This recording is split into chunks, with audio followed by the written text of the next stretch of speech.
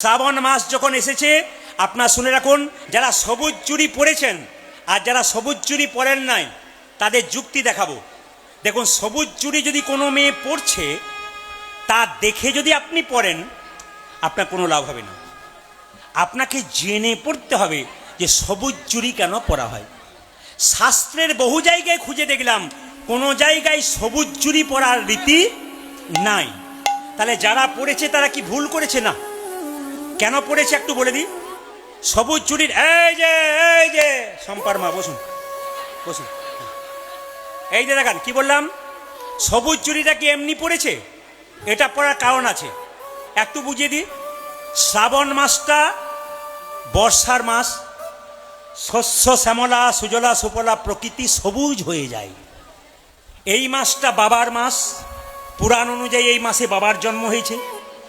এই মাসে মা পার্বতী বাবাকে তপস্যা করেছিল। এই মাসটা খুব গুরুতত্ত্ব আছে।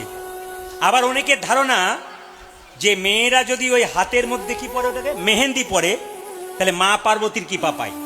পড়তে পারেন যদি আপনার মনে বিশ্বাস থাকে যে আমি এখানে একটু ওই কি বললাম যেন, হ্যাঁ, মেহেন্দি পড়লে মা পার্বতীর কৃপা পাবো, যদি বিশ্বাস থাকে আপনার, আপনি পড়তে পারেন। শাস্ত্রের কোনো জায়গায় কিন্তু এগুলো লেখা নেই। তাহলে কেন পরবেন সবুজ চুড়ি? বা সবুজ চুড়ি নয়, এই মাসে সবুজ জিনিস পরে মায়েরা, সবুজ কাপড় পরে, সবুজ জিনিস পরে। কেন পরে? সবুজ বস্ত্র পরে। কেন পরে?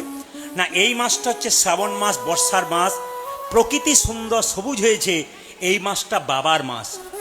সবুজ হচ্ছে পবিত্রতার প্রতীক, সবুজ হচ্ছে সততার প্রতীক, এবং সবুজ হচ্ছে উদারতার প্রতীক।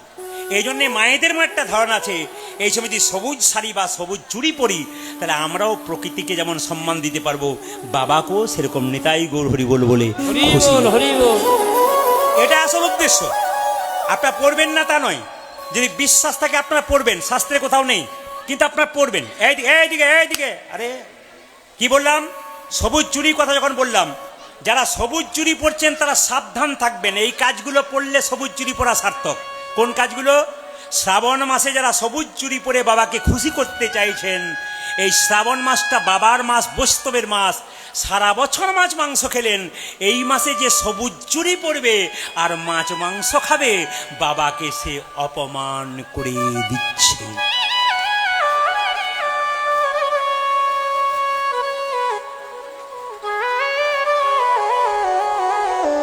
যদি সবুজ চুড়ি পরতে হয় অবশ্যই পরবেন।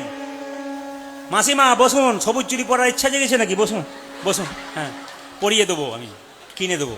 এই যে দেখান কি বললাম, সবুজ চুড়ি পরেছেন কিন্তু আপনাকে এই মাসটা নিরামিষ খেতে হবে। এক, তবে শুনে রাখুন, সবুজ চুড়ি আপনি পরুন, আসল জিনিসটাকে আগে ধরুন। কোনটা বলুন তো?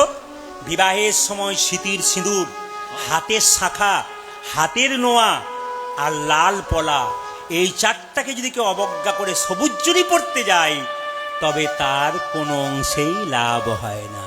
আগে এই জায়গাটা ঠিক রাখতে হবে।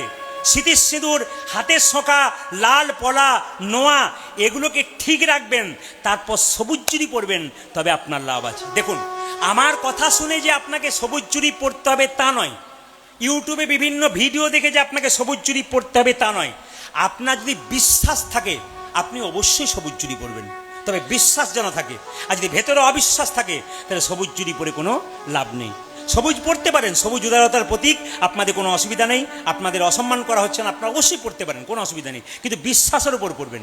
বিশ্বাসে মিলায়ে বস্তু, তর্কে বহুদূর।